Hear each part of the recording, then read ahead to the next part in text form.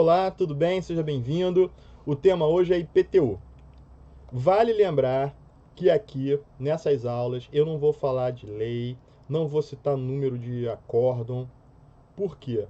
Isso você encontra no meu livro, que o link está aqui embaixo. E também, se você tiver qualquer dúvida, pode postar aqui nos comentários que eu respondo. Ou fazer parte dos vários canais de acesso que também estão com o link aqui embaixo. Ok? Então tá combinado. Então vamos lá. IPTU. Separei esses 12 tópicos sobre IPTU. Nós vamos falar sobre finalidade do IPTU, incidência, a zona urbana, a não incidência do IPTU, fato gerador, sujeito passivo do IPTU, base de cálculo, alíquota, a majoração do valor, né, seja da base de cálculo, seja da alíquota, o lançamento e sobre as imunidades e as isenções. Esses são os pontos mais importantes, na minha opinião, e a gente vai começar a tratar de cada um deles a partir de agora. Quanto à finalidade do IPTU, inicialmente nós temos que frisar aqui que o IPTU era competência dos municípios e do Distrito Federal. Não foi sempre assim, mas como eu falei para vocês, aqui é direto ao ponto. Quem quiser mais informação, vai lá no link do meu livro, adquire o livro ou vem fazer um curso aqui comigo nos links que estão aqui abaixo ou segue a gente aí nos canais como Telegram, o WhatsApp, onde você também vai ter informações e pode me perguntar qualquer coisa. Inclusive, coloca aí nos comentários caso tenha alguma dúvida, tá bom? Então, não vou falar aqui do passado, vou falar o que nós temos hoje na Constituição. IPTU é da competência dos municípios e do Distrito Federal. Então, são eles que podem legislar e regrar o IPTU, ok? Bom, ponto 2. Finalidade do IPTU, que é primordial a todo tributo, também vai ser no IPTU, é a finalidade fiscal. Todo tributo nasce para arrecadar. Essa é a função primordial, mas não é uma exclusividade, né? Como tudo na vida, você pode sopesar ali uma outra necessidade. Então, nós temos aí no ponto 3 a outra finalidade que também encontramos no IPTU, que é a finalidade extrafiscal, que agora o IPTU, além de ser um instrumento de arrecadação, também pode, se o legislador assim entender, um instrumento de fomento, de incentivo ao contribuinte. Então, por exemplo, eu posso, né, como legislador, estabelecer um acréscimo do IPTU, um aumento do IPTU para quem deixa o terreno baldio. Quer dizer, eu quero que ele cumpra a função social da propriedade e, por isso, quanto mais tempo ele deixar aquele terreno vazio, sem uma construção, mais caro fica o IPTU. Então, ele não está aumentando o IPTU, nesse caso, nesse exemplo, apenas para arrecadar, mas com o intuito de que fomentar, incentivar que o contribuinte pratique uma conduta que o objetivo sempre do ente, da federação, tem que ser atender uma finalidade pública, ao interesse coletivo, a um princípio fundamental, por exemplo, né, como a função social da propriedade. Chegamos à incidência do IPTU. Então, como o próprio nome diz, né, um imposto sobre a propriedade predial e territorial urbana. Então, o IPTU, ele possui ali dois fatos geradores: a propriedade predial e a propriedade territorial dentro da cidade. Então, chama atenção aí para a classificação, né, de imóvel do Código Civil, né, que é o solo, evidentemente, e aquilo que se constrói sobre o solo. Um ponto importante para caracterizar o fato gerador do IPTU é a questão da zona urbana, né, já que só propriedades dentro da zona urbana serão passíveis de tributação.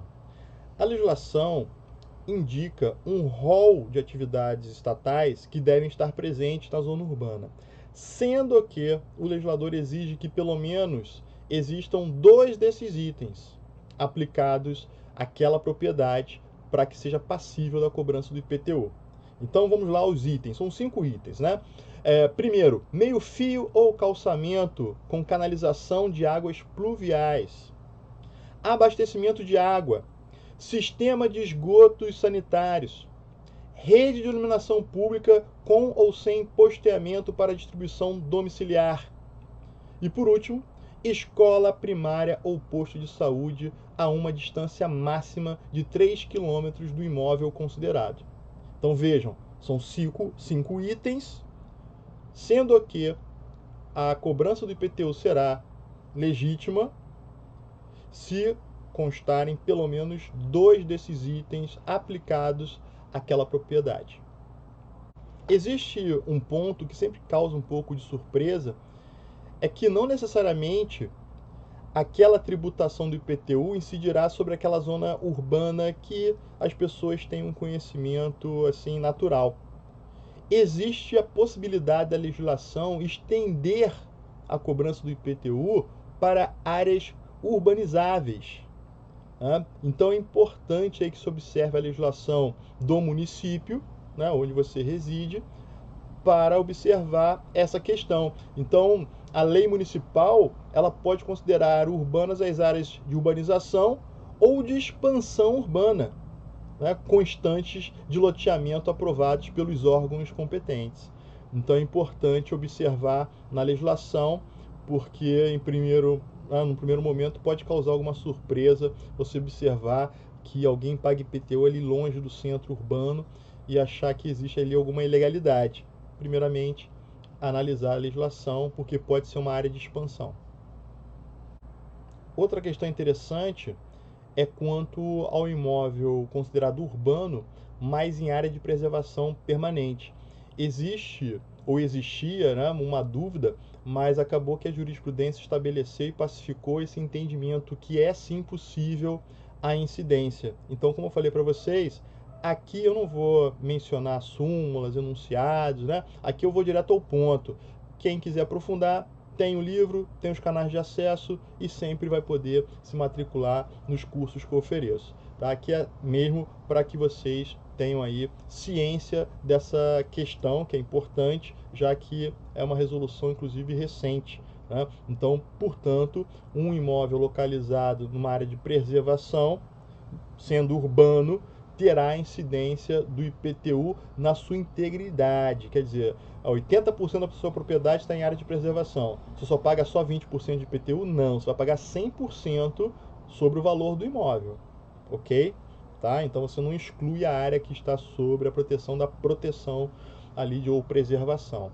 Tá? Isso é importante porque nos tribunais vem decidindo dessa forma. Quanto à não incidência do IPTU, é importante lembrar que deve-se analisar, quanto à incidência, não só a localização, mas sim a finalidade do imóvel. Nesse sentido, um imóvel que é usado para exploração, seja de agricultura, seja de pecuária, mas que se encontre na zona urbana, não será tributado pelo IPTU, mas sim pelo ITR. Então, a jurisprudência também construiu esse entendimento de que prevalece a finalidade do bem em detrimento, né, da sua localização. Quanto ao fato gerador do IPTU, é importante lembrar que ele incide sobre a propriedade, o domínio útil e a posse. Quanto ao sujeito passivo da obrigação tributária do IPTU, nós temos duas espécies, os contribuintes e os responsáveis. O contribuinte do IPTU é o proprietário, é o titular do domínio útil ou o possuidor. Então, essas 3 possibilidades se enquadram como contribuinte. Atenção, o locatário e o comoditário não são contribuintes do IPTU. Por quê? Porque eles não possuem a posse com a intenção de dono. Então isso é muito importante deixar claro. Além dos contribuintes, também existem aqueles que são responsáveis pelo pagamento do IPTU. Então, por exemplo, aquele que é proprietário hoje de um imóvel, ele é contribuinte. Mas se ele não paga o IPTU daquele exercício ou vários exercícios e vende esse imóvel, aquele que adquire o imóvel, ele passa a ser contribuinte do IPTU a partir dos próximos exercícios, né, que ele detém a propriedade. Mas e o IPTU devido pelo antigo proprietário? Esse IPTU devido passa a ser de responsabilidade do adquirente. É por isso que quando as pessoas vão comprar um imóvel, vão adquiri-lo, retiram as certidões, né? Pedem a expedição de certidões para confirmar que aquele imóvel está sem dívida, porque sabem, se comprar com dívida de IPTU aqui especificamente, a dívida é assumida pelo novo proprietário.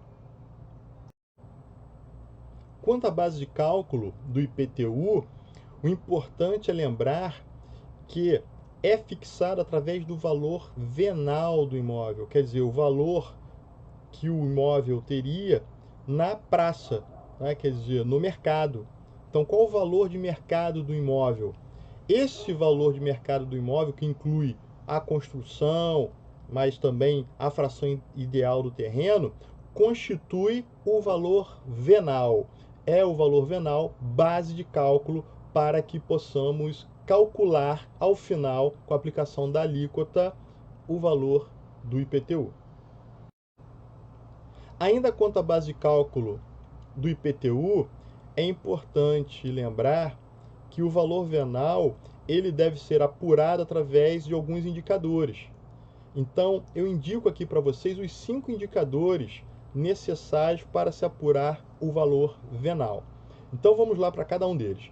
Primeiramente, né, você tem que saber a localização, a área, a característica e a destinação da construção. Depois, preços correntes das alienações de imóveis no mercado imobiliário. Situação do imóvel em relação aos equipamentos urbanos existentes no logradouro. Declaração do contribuinte, desde que ratificado pelo fisco, ressalvada a possibilidade de revisão se comprovada a existência de erro e outros dados tecnicamente reconhecidos. Esses são os 5 indicadores para se apurar o valor venal de um imóvel. 2 pontos importantes. O primeiro, não compõe o valor da base de cálculo do IPTU os móveis, os utensílios que estão localizados no imóvel. Então, não pode se considerar para efeito de cálculo do valor venal. A segunda questão, não se pode, por decreto, ato do Poder Executivo, majorar o valor da base de cálculo acima de índice oficial de inflação. Essas 2 questões estão pacificadas na jurisprudência. Quanto à alíquota do IPTU, é importante lembrar que ela pode sofrer o efeito fiscal que nós já falamos aqui, que significa o quê? Que a alíquota do IPTU ela pode ser majorada em razão do valor desse imóvel. Também existe aquela possibilidade de uma alíquota diferenciada em razão da localização. A alíquota do IPTU também pode ser extrafiscal. Por que extrafiscal? Porque conforme o tempo de utilização inadequada do imóvel, quer dizer, sem que ele cumpra a função social, o legislador pode estabelecer uma progressividade das alíquotas no tempo. 2 observações importantes. A primeira, é constitucional a lei municipal que reduz o IPTU especificamente para aquela pessoa que só tem um único imóvel e reside nele. Quanto à progressividade do tempo, é importante que se verifique os seus elementos. Então, primeiramente, essa progressividade no tempo é para incentivar o uso adequado do terreno, do imóvel. Mas também é importante analisar se está no plano diretor, se existe a lei municipal e a lei federal. Ainda quanto à alíquota do IPTU, é importante destacar que o município pode exigir o aproveitamento adequado do imóvel, sob pena de parcelamento, edificação compulsória, IPTU progressivo no tempo e desapropriação. No caso da desapropriação, é importante lembrar que existe a necessidade de pagamento prévio através de títulos da dívida pública que vão ser aprovadas pelo Senado, né, e que tem prazo aí de restituição, né? Então é muito importante lembrar que existe essa questão quanto à desapropriação, né? Você não perde o seu patrimônio ali, você vai ser indenizado, devidamente indenizado. Outro ponto importante é mencionar que a progressividade do IPTU, né, aquela progressividade fiscal, ela foi acrescentada ao texto constitucional. Antes não poderia ser progressivo, né? O IPTU ele só tinha aquela progressividade em razão do tempo, pela falta da função social da propriedade. Mas a partir da emenda constitucional 29 de 2000, foi inserido no texto constitucional a permissão tanto para progressividade em razão do valor, quanto o diferencial de alíquota em razão da localização. Isso é muito importante. Quanto à majoração da alíquota, é interessante observar que no IPTU, né, caso se deseje aumentar a alíquota do IPTU, são aplicáveis os princípios da anterioridade e da noventena. São aqueles princípios que proíbem a publicação no mesmo ano e que exigem que aquele aumento efetivo tenha pelo menos 90 dias da data da publicação da lei. Agora, cuidado, é exceção ao princípio da noventena a alteração, quer dizer, a majoração da base de cálculo do IPTU. Quanto ao lançamento, que é aquele procedimento onde o fisco constitui o crédito, né, quando você passa a dever tributo, é importante aqui destacar que o lançamento do IPTU é um lançamento de ofício. Por quê? Independe de um ato praticado pelo contribuinte, independe de uma declaração, né, o fisco faz tudo e independe de homologação de um depósito prévio, de um pagamento antecipado. Então, por isso, dentro da classificação dos lançamentos, já que existe o lançamento por declaração, o lançamento por homologação, no IPTU o lançamento é de ofício. E é claro, lá no livro e também no curso, para quem quiser fazer o curso ou adquirir o livro, você encontra lá a complementação das informações, inclusive com algumas jurisprudências importantes a respeito do prazo desse lançamento. O IPTU ele é um imposto que incide sobre a propriedade, chamando, portanto, a aplicação das imunidades tributárias, que, em regra, vão garantir a não tributação do patrimônio, renda e serviço de todos aqueles entes que são imunizados. A primeira imunidade que devemos observar aqui é a imunidade chamada como imunidade recíproca, aquela que proíbe a tributação de patrimônio, específico aí para o IPTU, né, dois entes entre si. Então, um imóvel do Estado, localizado no município do Rio de Janeiro, por exemplo, não pode sofrer a tributação do IPTU.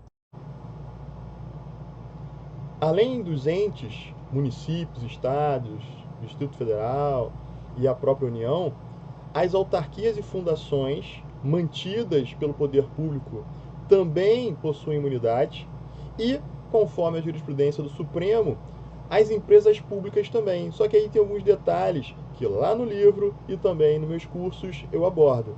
Então, tá lá embaixo, aqui nos comentários, você vai encontrar a descrição desse vídeo, também os links para os grupos e também para o meu livro, ok? Mas é importante observar que a imunidade recíproca também se estende para as autarquias e fundações e, graças à jurisprudência do Supremo, a empresas públicas também.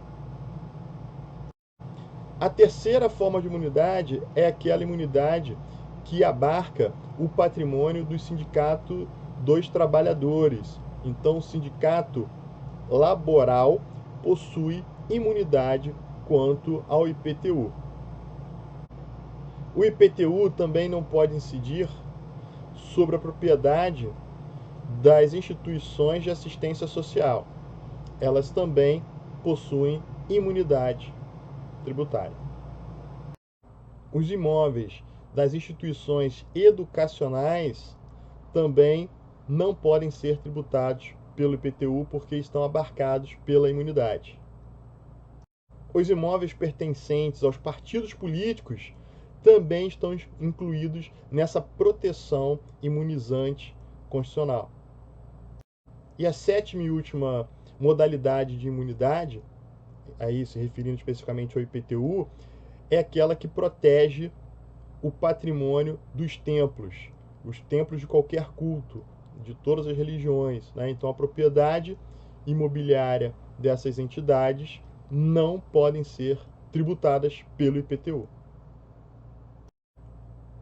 É importante lembrar que aqui eu não abordei os detalhes de cada uma dessas imunidades, né? Aqui é um resumo, né, de cada uma das imunidades, e quem tiver interesse, tem meu livro, tem um link para comprar meu livro aqui, que está disponível para compra, e também tem os grupos, né, do Telegram, do WhatsApp, e lá eu abordo, tiro as dúvidas, e aqui também nos comentários, né, logo abaixo do vídeo, você pode deixar o seu comentário, a sua dúvida, que eu terei prazer em esclarecer.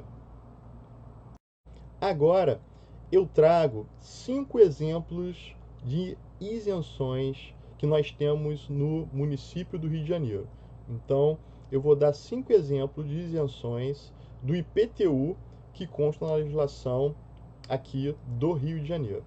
O primeiro exemplo é a isenção para os aposentados ou pensionistas, né, que contem com 60 anos, tenham ali um único bem imóvel no seu nome e ganha até 3 salários mínimos. Tá? Essas pessoas ficam isentas do pagamento do IPTU. E é claro, lá no meu livro e nos grupos, né, eu falo dos detalhes para que você possa ali verificar o seu caso específico. Né? Mas aqui no Rio de Janeiro você vai encontrar esse tipo de isenção e vários outros municípios, não só aqui do Sudeste, né, de outras regiões do Brasil, adotam um modelo parecido de isenção para pensionistas e aposentados. O segundo exemplo de isenção tributária do IPTU aqui no município do Rio é a isenção para a pessoa que tenha deficiência. Tá? A pessoa com deficiência que seja aposentado por esse motivo e tenha como renda até 3 salários mínimos em imóvel em seu nome de até 80 metros quadrados terá isenção de IPTU. O terceiro exemplo de isenção de IPTU aqui no município do Rio de Janeiro é aquele que vai incidir nessa isenção sobre imóveis de propriedade de um contribuinte, mas que esse contribuinte cede o uso desse imóvel para o próprio município do Rio de Janeiro. Então, se você cedeu o seu imóvel para uso do município do Rio de Janeiro, você tem o direito de requerer essa isenção.